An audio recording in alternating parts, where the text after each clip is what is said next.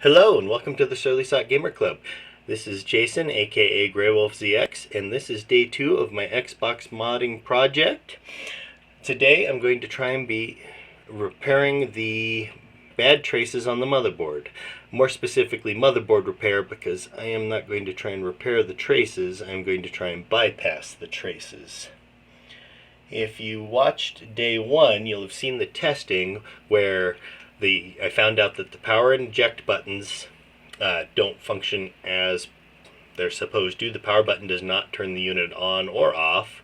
The eject button will turn the unit on, and then when you hit it to close the tray, it turns the unit off. And when you plug power into the unit turns on immediately.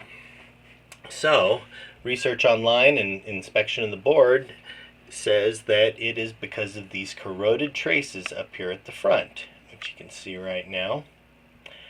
And I was expecting to just have to bypass the first two, but when you get zoomed in with this even not so great webcam, you can see that there's some little pits on the third one.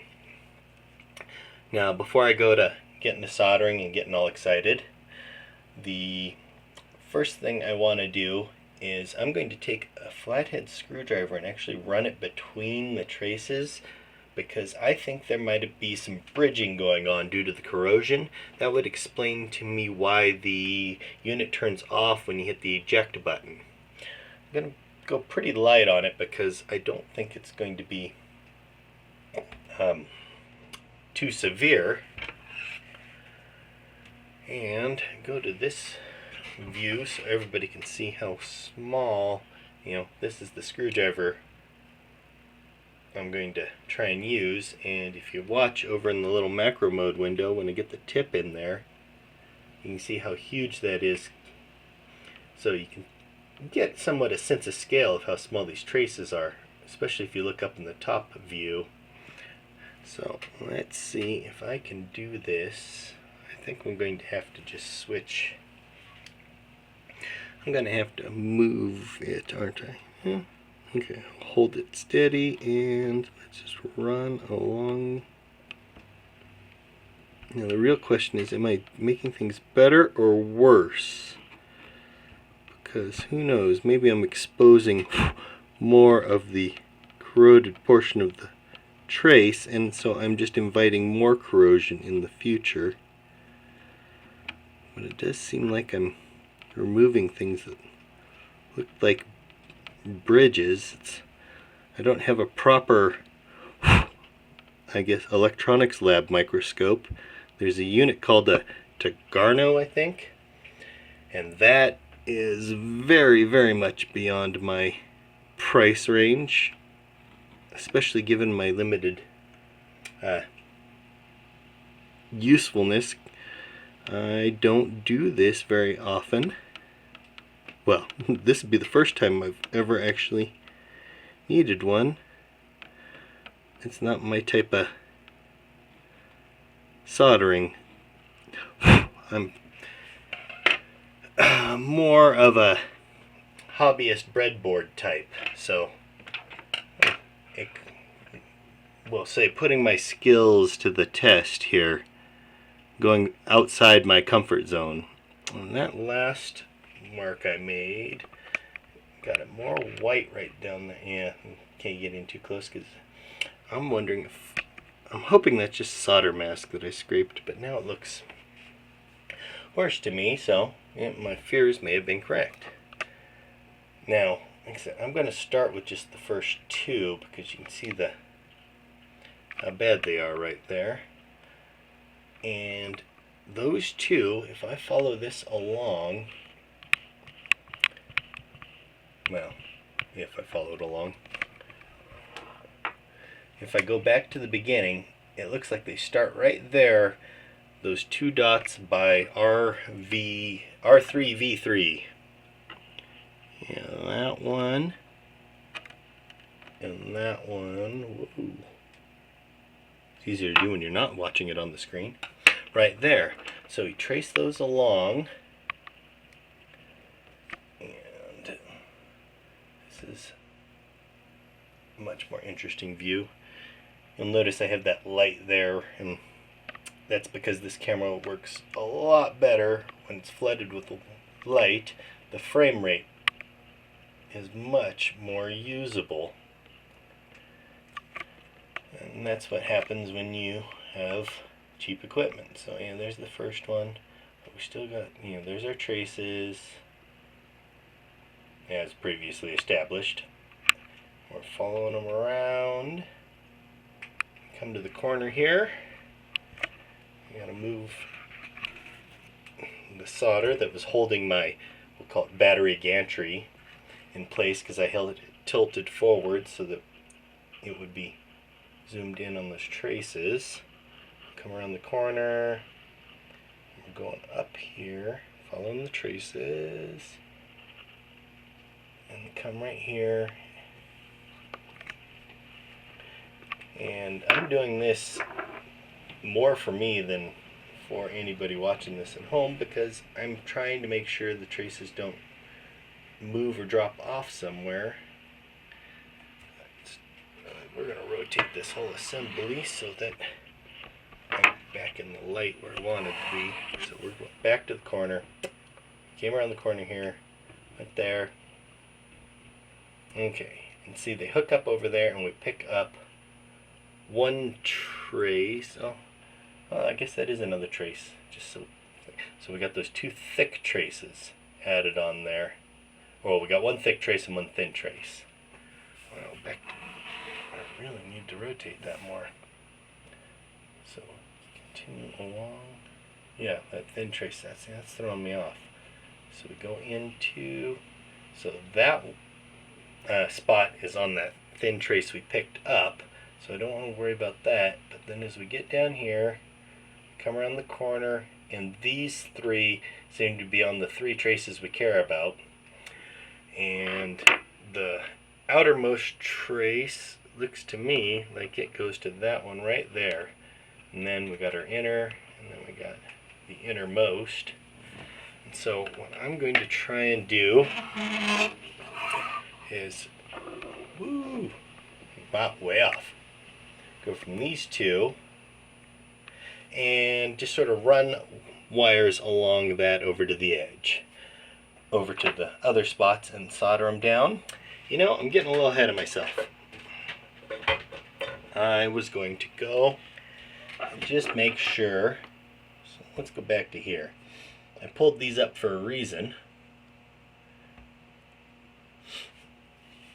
Now these are the pages I found on day one when I was first researching this problem. And this is more how to just skip it altogether. Let's see, I definitely need to say thank you to Phil with coolblogname.blogspot.com for having this content, and posted by Goose. Well, and thank you, Goose. Let's see, Saturday, February 5th, 2011. Alright, let's switch to the other one. Stupid remote desktop. Alright, now this one's the ISO Zone Tutorials, Xbox Hardware and Modding, Trace Corrosion Repair. And it says version 1.2 and 1.3 Xbox, and I've got a version 1.0, I'm quite certain. But if you look at these pictures, they look identical. Did I scroll that wrong? Okay. And so yeah, we're following the traces along like I did with the camera. Yeah, his are looking better than mine were. General area of corrosion. Yeah, you pretty much got that right. I'm scrolling the wrong way. That's what I get for using touchpad scrolling. Okay, so we go there, comes around, trace A, trace B, trace C. Yeah, I swear that was how. Oh, you know what? I played with this a little bit earlier, and I used my multimeter and tried to check continuity, and the source point for what he's calling trace B here, I I got continuity to contact point trace A. So yeah, source point trace B, this one, I had continuity on contact point, or trace B. Yeah, one of those two I had. On trace A, I had continuity to contact point trace B here, and that threw me off. But that's what, that plus the testing revealed, oh, maybe there's a jumper between those two. Oh, I've been calling it, I don't know, I've been calling it Kiner wire. That's the stuff I bought, and then I'm not even using it. Okay, so yeah, different version of motherboard, and yet everything looks the same as far as those go. And let's see, Floyd the Barber. Well, thank you, Floyd the Barber. Oh, trace corrosion repair posted by trace corrosion repair by Dark Matter. Okay, well, thank you, Dark Matter. Let's get in and see if I can pull this off. Okay, so that's that there. That soldering iron tip is so horrendous.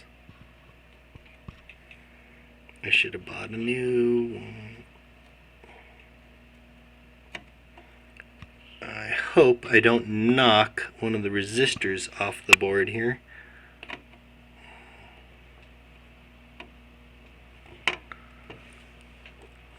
And sorry if I'm moving this around too much. I'm just trying to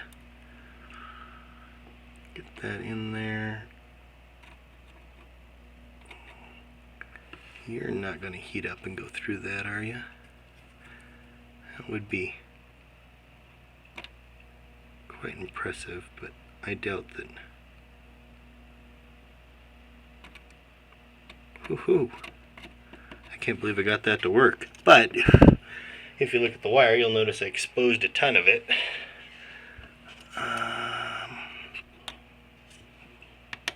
Okay, it went through, but it didn't stick. But maybe that means I can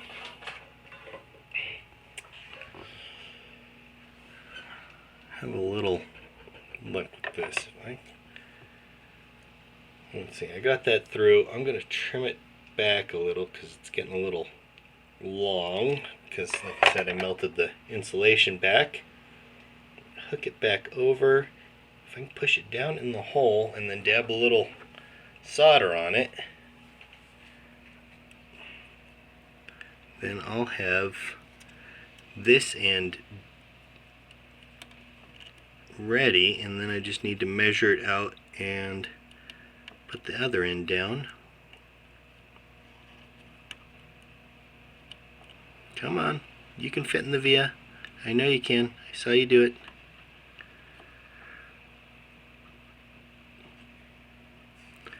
Okay, well, it's there. I'm going to have to use the soldering iron and push it down like I did, which means I wasted time trying to trim that back. Although, if I heat this up with the soldering iron, I know I'm going to knock that stupid surface mounted resistor off of there, and then the next day 3 will be, hey, here we are testing Xbox number 2. Should get a really good picture of this before I do this, so that if I do knock a resistor off, I can find a replacement. Oh, there we go. Okay, still not my favorite job in the world. Now let's see if we can put a little dab of solder on there without totally flooding the whole thing. I got this really fine solder, but that doesn't. And of course the tip on this iron, like I said, is so messed up.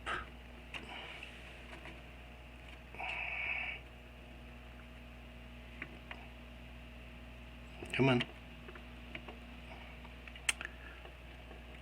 Yeah, and then I slid everything out where no one can see.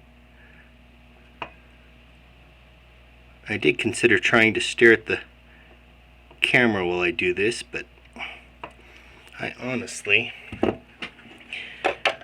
you know, the blur on it and the frame rate are the deciding factors. Alright, I got solder on there, and the wire seems to be sticking. So, I'm going to just drag this around. I'm going to, yeah, I will probably hot glue it along the old trace route so that I can we'll say more easily identify it later on. Granted, I hope I never have to look at this part again. Okay, well, let's see. If I pull it along there, I'll go here. I'm also hoping that I could just we'll follow it for the most part. So I'm going to clip right here. Actually, probably better to go shorter than longer, because I can make up for it by pulling it tighter. So, clip right here. Try and clip right here. And let's see what we can do with this end. Alright, so you can see the mess I made of that. Whoa.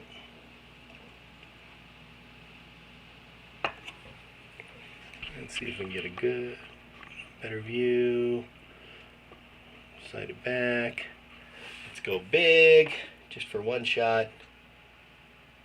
Wow, big doesn't help. Word to the wise, put your soldering iron back in the holder before you start playing with the cameras. Okay, that's that. Now, the outermost one is that guy right there. So that's the one I'm shooting for.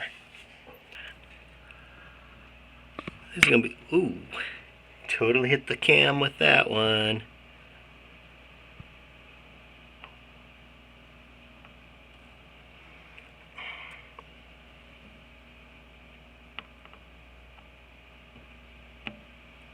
Okay, that's about the right spot. Let's see if we can get some solder on you and get that guy to stick. And if I fluxed this, when I bought a flux pen, supposedly that would make this job a lot simpler right here. Might even give me a good solder joint. Let's go for that for just a second.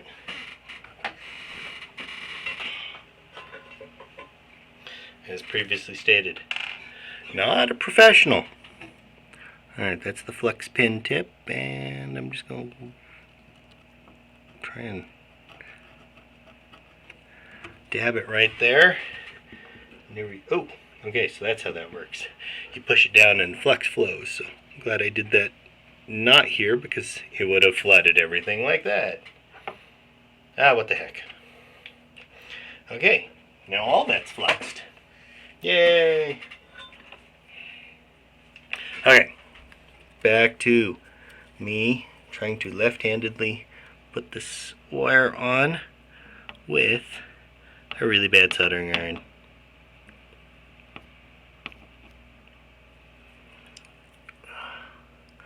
That only really heats well on one side of the tip.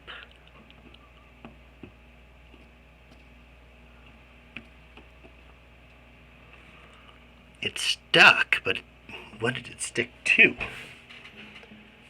That looks like our spot. Trace number 2 is this guy right here. That's the one I'm worrying about. So, same procedure as before. That's what I did last time, is I heated this guy up a little bit first. At least I tried to. Do not touch resistors with hot soldering iron. I do not want to have to worry about repositioning a surface mount resistor. That would break my heart to ruin this Xbox because I knocked a surface mount resistor off the motherboard. I really am a fanboy. You know, this is a labor of love. I want to have fun with this. I want this thing to be awesome. And I definitely want it to work. Okay. This will be interesting when I review this video because I tend to babble, and half of the stuff I say I don't realize I'm even saying it. Okay, if I angle that, get that wire hot. Did it go through? Yeah. I'm going to give that a yes, it went through. Can I get a dab of solder on there without bridging to that resistor? Well, more specifically, let's see if the wire...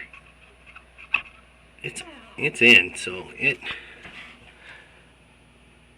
stuck to the solder on the vias. I gotta find a way to insulate that though, because it melted back so much of the insulation on.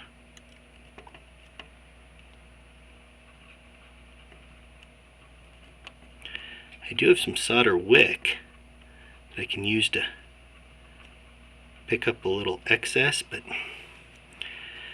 I have never tried to wick solder off when surface mount components are potentially bridged. Alright, I got a little solder in there because I just couldn't let it go. I'll measure this wire out. I already got flux on there. I've already melted the sheath back on the end of the wire. Get a little solder on the tip of my iron here, which you cannot see. I'm sure you'll take my word for it. And then let's try and reach past the other wire and solder this down without bridging the two. Wow, I really have to question my order of operations here because I should have definitely done the other one first. Wow, oh man, that looks horrid. Solder mask test. Hey, it came off. Solder mask, ladies and gentlemen. That is why the industry created it. So that when if you're interested in solder mask and surface mount components and all that sort of fun stuff, I highly recommend the EEV blog with Dave Jones. He covers everything. If you want to see some videos of someone who actually knows what they're doing, that would be the guy. He has forgotten more than I know about this type of work, and considering that I don't think he's ever forgotten anything, that gives you an indicator of how little I feel I know. Okay. Alright, you know what? Sorry about this. Pulling it off camera because I am hitting the camera with the soldering iron, and I am more worried about screwing up this joint than getting a good shot of it. I swear I'll share it with you as soon as I put the solder on here.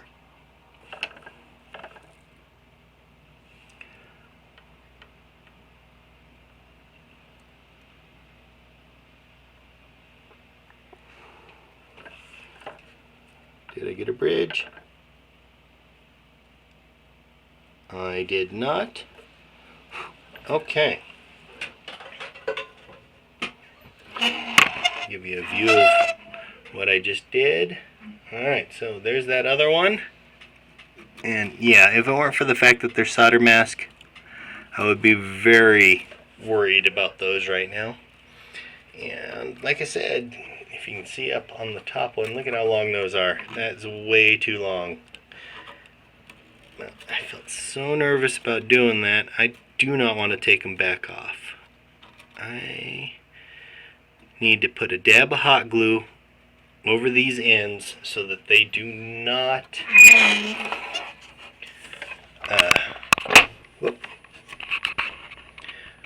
so I don't generate a short there. I need to get back into the big mode. Wow.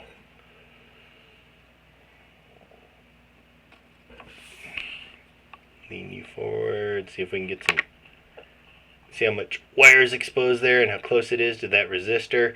If I get a dab of hot glue on there, I should be able to keep all those things apart. I've got my hot glue gun plugged in and heating up, and I thought of a way that I can test to see if I bridged or did anything wrong. I got my multimeter out so we can test. Those are kind of sharp. You don't enjoy dropping them towards your crotch. So, woohoo!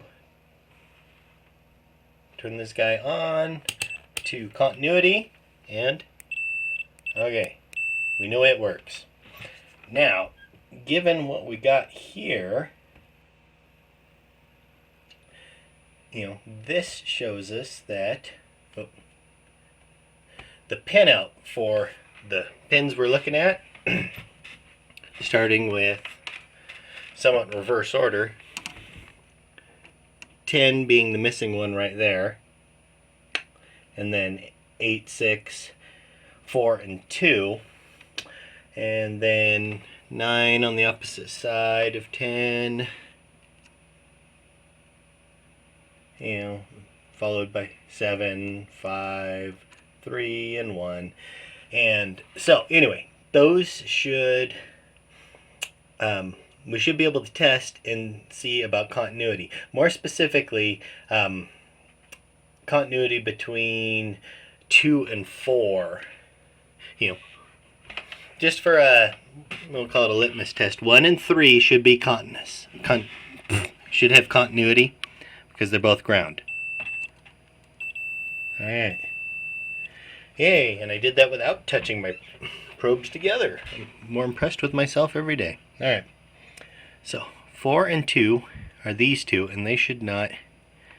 Yeah. So I don't have continuity there, which is a good sign. That means I didn't bridge those two. Now, as far as, and they shouldn't be have continuity over to the grounds either. Now, the LEDs, I believe, should have continuity if I get them in the right direction, but anyway. The switches were the ones I was most concerned about because I have a feeling those are the outermost legs there, considering that's what I had trouble with. So turn off the multimeter, get the hot glue gun up here, put a dab on these guys here, and then we'll throw this sucker back in the Xbox and test. Wow, that looks so much grainier. The sun has gone down, and so it has gotten much grainier here. Just a little dab, and that covered it. And now I want to go to, no, not multicam macro mode. Yeah, actually, that one's a good one. Let's move. Let's reposition our wires. Well, maybe I shouldn't tack these down too much if I am potentially going to have to fix something here. So let's get to the next spot.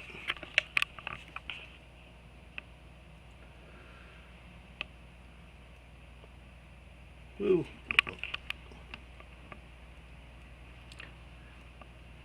I thought it was more coordinated than this, but I can't control two things at once. Right, let's put another dab right over those guys. And although it hurts, I'm going to squish that down with my finger a little bit.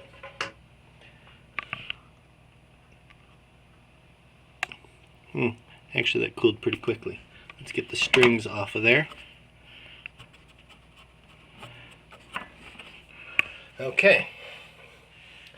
Now if you look over here, if it'll focus, see the wires way up in the air? That's proof I did that, made those too long. But like I said, well, let's see.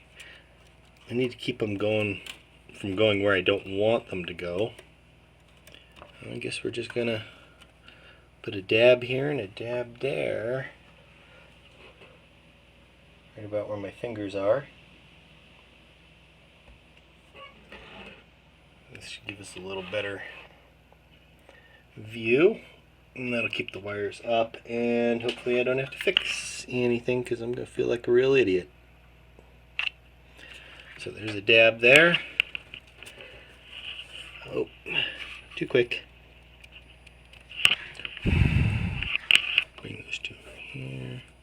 And of course, you know, there's the whole, if I run traces across something that's potentially higher voltage, and can I cause interference, and I really think I should be okay here, but hey, I guess time will tell. Alright. I'm more or less happy with that. Okay. I'm less happy with that than I thought I was. One more dab right here. And my least favorite part about hot glue guns is the strings. Okay. Alright. I feel confident putting that back in the case.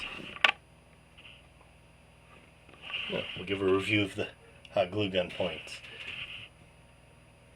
Which seems silly because, wow, that looks really bad. There's a lot of strings there. Okay, strings poked away. I'll leave it fuzzy, that way it looks better. That one actually looks good. We'll get that one in focus. And then our little here. You can see how it covers up everything I was worried about. Okay, hot glue gun unplugged. Motherboard set aside. And let's get our case back up here. Well, this will be the interesting test. Let's plug in AV. And as soon as we plug this in, if it turns on, it did not turn on. Well, 50-50. You know, is that because we're good or is that because we're bad? Set this up like we did, like I had it when I was testing. Or at least I'll pretend to set it up like I had it when I was testing. Okay, power's in, video's in. Ooh, power button works. Let's try it again. Oh, and turns it off, and it didn't turn on. DVD drive, yeah. Sweet. Alright, will it close without turning off? And it closed without turning off. Oh, what do you know? The clock capacitor's bad. Hey. Alright. And since we verified these functions, this is almost more of a logic test. But if I hit power, the DVD drive should... and it turns off. Okay. I'm going to call that a success. And I think we'll stop here. I will see you all on day 3 when I replace that capacitor. Goodbye.